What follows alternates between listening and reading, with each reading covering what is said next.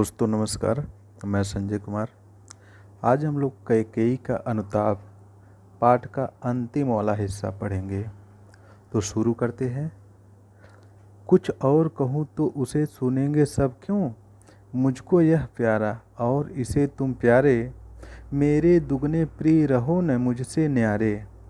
मैं इसे न जानूं किंतु जानते हो तुम, अपने से पहले इसे मानते हो तुम भ्राताओं का प्रेम परस्पर जैसा, यदि वह सब पर प्रकट हुआ है वैसा, तो पाप दोष भी पुण्य तोष है मेरा, मैं रहूं पंकिला पद्म कोश है मेरा। आगत ज्ञानी जन उच्च भाल ले लेकर, समझावे तुमको अतुल युक्तियाँ देकर। मेरे तो एक अधीर हृदय है बेटा, उसने फिर तुमको आज भुजा भर भेटा। तो प्रसंग में लिख देंगे कि प्रस्तुत पद्यांश में कैकेयी कह रही हैं। व्याख्या। कैकेयी कहती हैं, कुछ और कहूँ तो उसे सुनेंगे सब क्यों, कि हे राम, अगर मैं इन सब बातों के अलावा अगर कुछ और भी बातें कहूँ तो ये सब लोग क्या उसे सुनेंगे, क्या उस पर विश्वास करेंगे, अर्थात नहीं करेंगे, नहीं सुनेंगे। मुझको यह प्यारा और इसे तुम प्यारे। मुझको यह भरत जो है बहुत प्यारा है और इसे तुम प्यारे, और इस भरत को तुम प्यारे हो।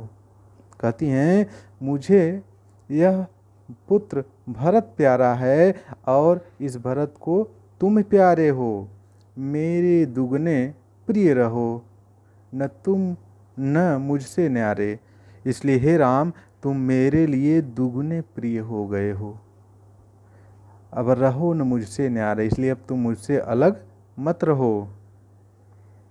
न्यारे माने अलग रहना। मैं इसे न जानूं किंतु जानते हो तुम।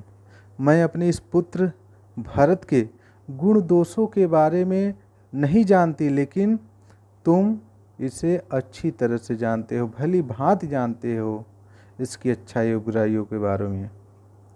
अपने से पहले इसे मानते हो तुम अपने खुद से भी पहले इस भरत को मानते हो। तुम भ्राताओं का प्रेम परस्पर जैसा, यदि वह सब पर प्रकट हुआ है वैसा। तुम दोनों भाइयों का आपस का प्रेम जैसा है। फिर से, कि तुम भ्राताओं का प्रेम परस्पर जैसा, यदि वह सब पर प्रकट हुआ है वैसा।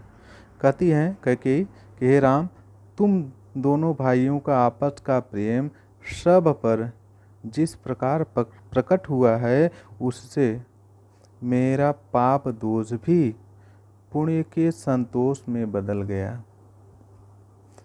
पुण्य के संतोष में बदल गया है। मैं रहूं पंकिला पद्म कोश है मेरा। मैं भले ही अभागिन हूँ, मैंने पाप किया, अर्थात पंकिला माने कीचड़।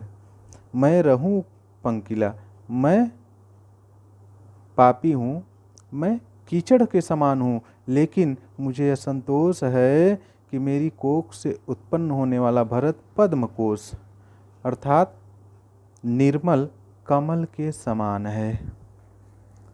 पद्म माने होता है कमल। कहती हैं कि मैं रहूं पंकिला, पंकिला का मतलब पापी, अभागिन, और पंकिला माने कीचड़।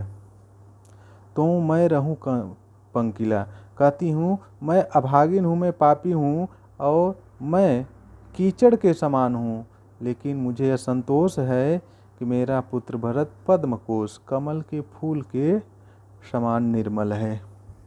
आगत ज्ञानी जन उच्च भाल ले लेकर, समझावे तुमको अतुल युक्तियाँ दे देकर।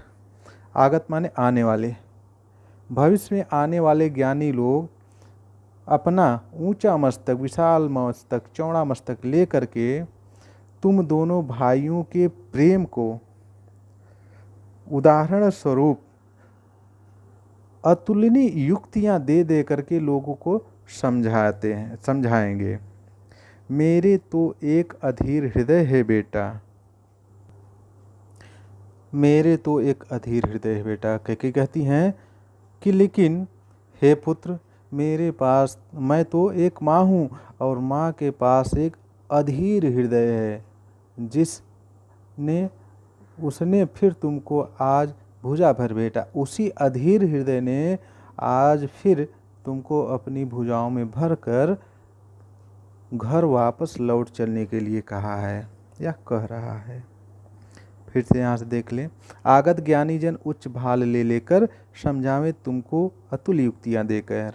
हे राम, कैकी कहती कि हे राम, आगे आने वाले ज्ञानी लोग तुम्हारे और भरत के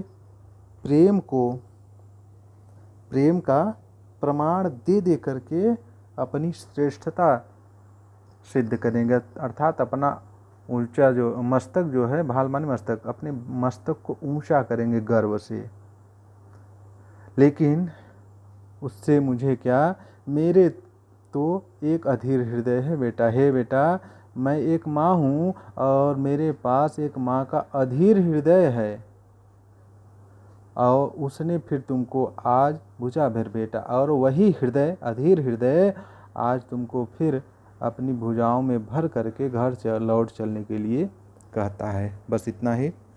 काव्य सौंदर्यों का भाषा तो जानते ही हैं, खड़ी बोली है, और रस इसमें वात्सल्य रस होगा। अलंकार में अनुप्रास है, रूपक है, और पुनरुक्ति प्रकाश है, सवैया छंद है। बस इतना ही आज के लिए। आज के बाद यह पाठ समाप्त हो गया। धन्यवाद।